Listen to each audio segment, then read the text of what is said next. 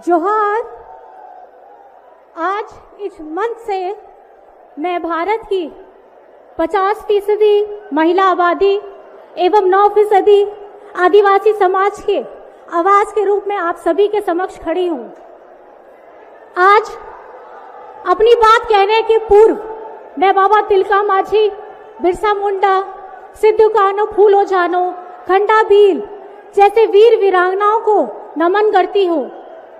हम आदिवासियों की कहानी लंबे संघर्षों एवं कुर्बानियों की कहानी है और हमें अपने महापुरुषों एवं वीरांगनाओं पर गर्व है, क्योंकि हमारे इतिहास, आदिवासी इतिहास शताब्दियों के प्रतिशोध संघर्ष की आग से तपा हुआ, खून से लिखा हुआ इतिहास है, जिसे हमें सारे आदिवासियों पर गर्व है। आज इस मंच पर मंचासीन आदरणीय सभी माननीय गण को और खासकर हमारे साथी आम आदमी पार्टी के नेता, कार्यकर्ता गण, खास करके सुनीता मैम जी को और यहाँ उमड़ा ये जन सैलाब, आप सभी को हुल जोहार है। आज ये उमड़ा ऐतिहासिक इस मैदान में सैलाब इस बात की गवाही दे रहा है कि लोकतंत्र को खत्म करने के लिए जिस तरीके से तानाशाह ताकतों ने अपना कदम बढ़ाया है, उसको अंत करने के लिए ये संकल्प सभा यहाँ पे आमंत्रित हुई है, जिसमें आप सभी जन भारत के हर एक देश, हर एक प्रांत से आए हुए हैं। आप सभी को बहुत बहुत शुक्रिया, बहुत बहुत बधाई कि आपने हमारी ताकत को, इंडिया गठबंधन की ताकत को बढ़ाया है।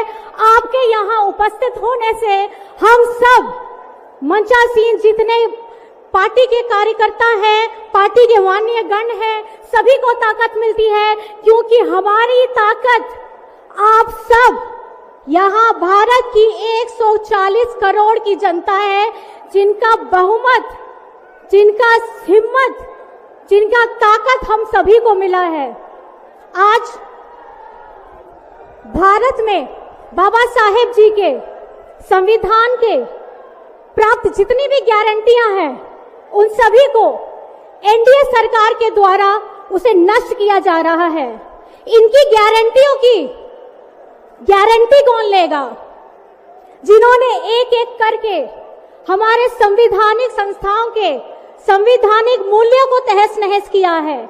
जिस ढंग से आज बेरोजगारी चरम सीमा पर है, जिस ढंग से आज महंगाई 7वें आसमान पर है, जिस ढंग से पूरे देश में नफरत की आग फैलाई जा रही है, जिस ढंग से हर एक जाति, हर एक वर्ग के अधिकारों की रक्षा के लिए भी यहाँ कोई नहीं खड़ा हुआ है। क्या कोई भी इस देश में बड़ा नेता हो जाए, वो सबसे बड़ा नहीं होता है।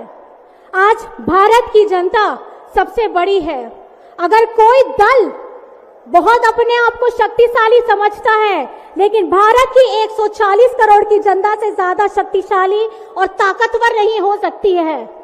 आपकी एक उंगली, इस उंगली का इस्तेमाल करिएगा। आने वाले आगामी चुनावों में इस उंगली से हमें, हमारे गठबंधन, इंडिया गठबंधन के लोगों को मजबूती दीजिएगा, क्योंकि अगर आपको अपना देश बचाना है, आपको अपना लोकतंत्र बचाना है, आपको अपने अधिकार, हक के लिए लड़ना है, तो आप लोगों को खास करके अपने इस वोट का चुनाव सही ढंग से करना होगा। आज 31 मार्च है। 2 महीने पहले इसी दिन 31 जनवरी को हेमंत जी को जेल में डाला गया। 2 महीने से जेल में है। अरविंद केजरीवाल जी पिछले 10 दिनों से जेल में है। आज तक आरोप साबित नहीं कर पाए हैं कि किस लिए इतने दिनों तक उन्हें रखा गया है। आप जनता जनार्दन है, आप वहां अदालत है, आपसे ज्यादा ताकतवर कोई नहीं हो सकता है। तो आप अपनी मजबूती को, अपने ताकत को आने वाले सब समय में दिखा देना है कि पीछे बैठी यहाँ इंडिया गठबंधन को इतना मजबूत कीजिएगा कि आमने सामने खड़ी तानाशाह ताकत को यहाँ से उखाड़ फेंकना है। और मेरा यही कहना है, ये भूमि, ये मैदान की मिट्टी राम जी की रामलीला की कहानी बताती है। हम सभी को ये याद रखना है कि श्री राम भगवान जी ने अपने युद्ध करते समय में भी नीति, नियमों और आदर्शों का पालन किया था, और जिस तरीके से उन्होंने शक्तिशाली होते हुए भी हमेशा धैर्य एवं सहनशीलता दिखाई है, और जिस तरीके से उन्होंने ज्ञानी होते हुए भी ज्ञान पाने की तत्परता दिखाई थी, और जिस तरीके से युद्ध में अपने प्रतिद्वंदियों को हरा करके भी उन्हें सम्मान की दृष्टि से देखा था, आज हमें सबको भगवान श्री राम जी के आदर्शों को सच्चे ढंग से समझने की जरूरत है। आने वाले दिनों में आप सभी का मजबूती, आप सभी का गठबंधन, आप सभी का आशीर्वाद हम सबको चाहिए।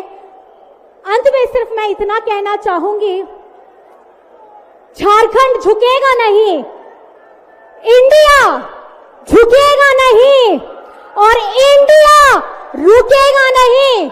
मैं अपनी बातों को इस जोश के साथ ये कहना चाहूंगी, जय हिंद, जय हिंद, जय हिंद, जोहार। सभी साथियों को मेरा नमस्कार।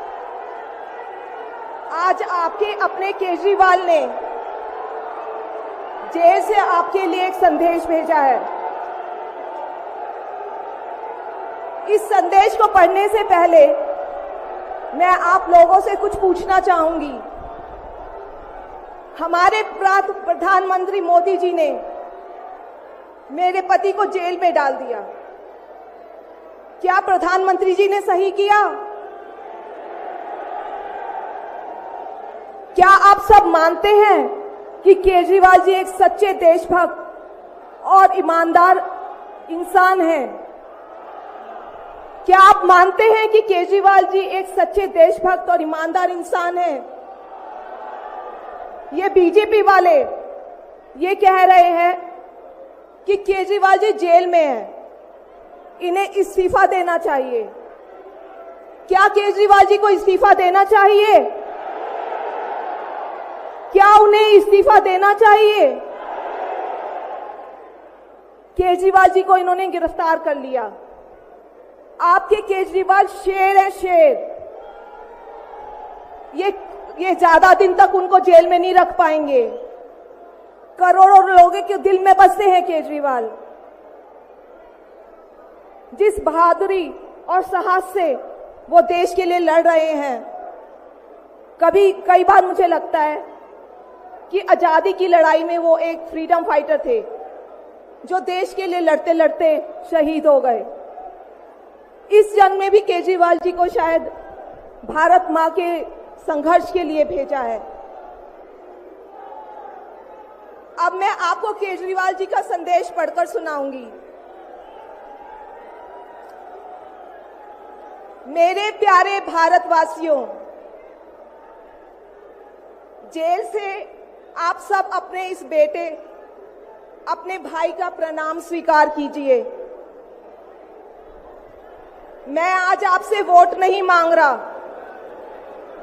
आने वाले चुनाव में मैं आपसे किसी को हराने या जिताने की बात भी नहीं कर रहा।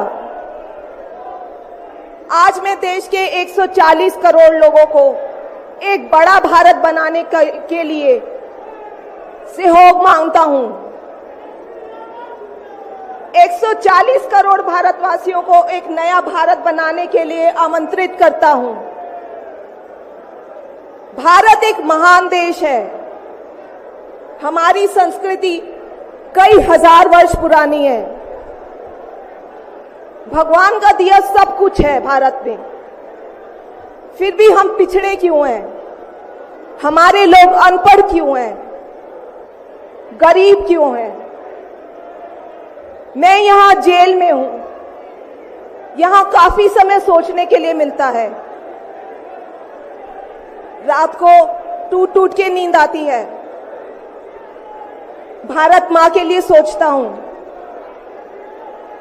भारत मां बहुत दुखी है। भारत मां दर्द में है,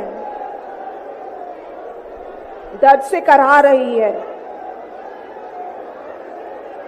जब महंगाई की वजह से लोगों को दो वक्त की रोटी नहीं नसीब नहीं होती, तो भारत मां को बहुत दुख होता है। जब भारत मां के बच्चों को अच्छी शिक्षा नहीं मिलती, 75 साल बाद भी सही इलाज के बिना लोग मर जाते हैं, तो भारत मां बेबस और लाचार महसूस करती है। जब देश के कई हिस्सों में लंबे लंबे पावर कट होते हैं, सड़कें टूटी हैं, 75 साल बाद भी हालत खराब है, तो मां को बहुत पीड़ा होती है। उस पर जब कुछ नेता सुबह शाम लच्छेदार भाषण देते हैं, शानो शौकत की जिंदगी जीते हैं, अपने दोस्तों के साथ मिलकर देश लूटने में लगे हैं, तो भारत मां को बहुत गुस्सा आता है। ऐसे लोगों से भारत मां को सख्त नफरत है।